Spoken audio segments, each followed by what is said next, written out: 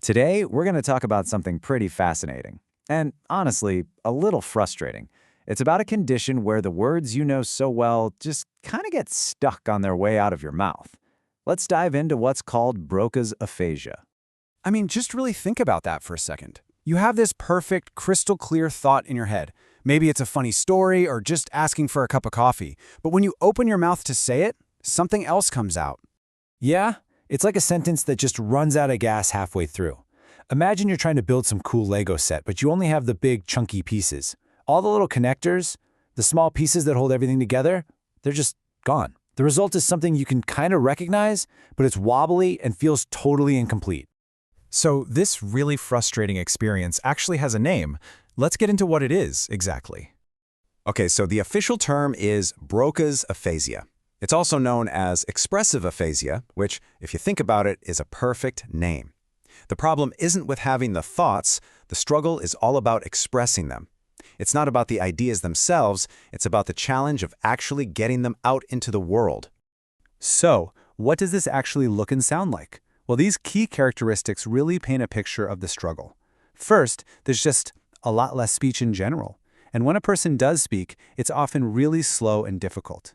It's like every single word is a heavy weight that they have to physically lift and push out. To really understand what's happening here, we need to talk about the building blocks of our sentences.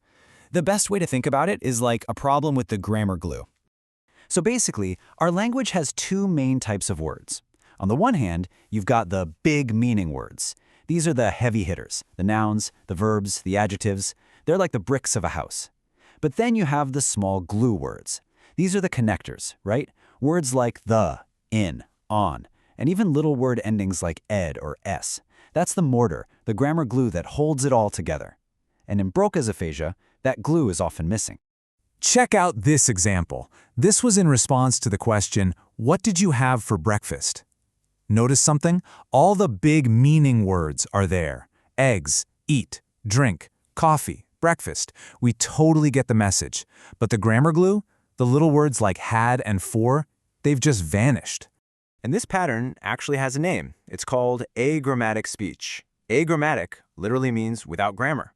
And that's exactly what's happening. The core content is there, but that grammatical structure that we all rely on is gone. Wow. And this example shows you a more severe case. You can see the long pauses, right? The hesitations. You can almost feel the sheer effort it takes. The meaning is still there. We know they're talking about being in pain, but the delivery is so incredibly difficult, it really drives home that effortful characteristic we talked about earlier. Okay, but this brings us to what is probably the single most important and most misunderstood thing about Broca's aphasia. Just look at this breakdown. On the left, speech production is impaired. That's what we've been talking about this whole time. But here's the key. On the right, language comprehension is largely intact. This is the heart of the experience. The person can understand a conversation. They can follow a movie. They can get the punchline of a joke. The difficulty is in responding. I love this analogy. It's perfect. Imagine you know all the lyrics to a super fast Eminem song. In your head, you can hear every single word, perfect rhythm, perfect timing. But then you try to actually rap along, and it all just comes out as a jumbled, clumsy mess. That feeling, that massive gap between what you know and what you can produce, that's the daily reality for someone with Broca's aphasia. And this is the biggest takeaway of all. It is so important to remember this. It's a mechanical problem with articulation, not a cognitive problem with intelligence. The mind is sharp, the thoughts are clear, but the bridge between the thought and the spoken word has been damaged.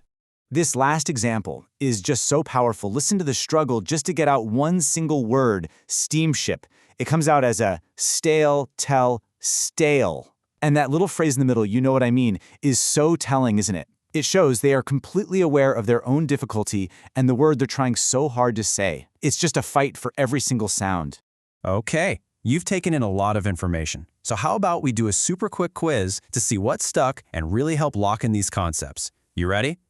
All right, let's start with an easy one from the beginning. Do you remember that other name for this condition? You know, the one that really describes what it primarily affects? Okay, next up.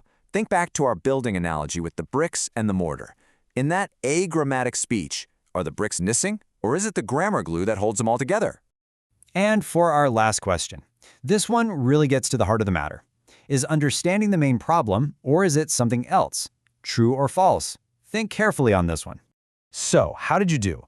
Go ahead and share your answers down in the comments. Learning about this stuff isn't just about facts and figures. It's about building empathy. What was the most surprising thing you learned today? Let us know down below, and thanks for watching.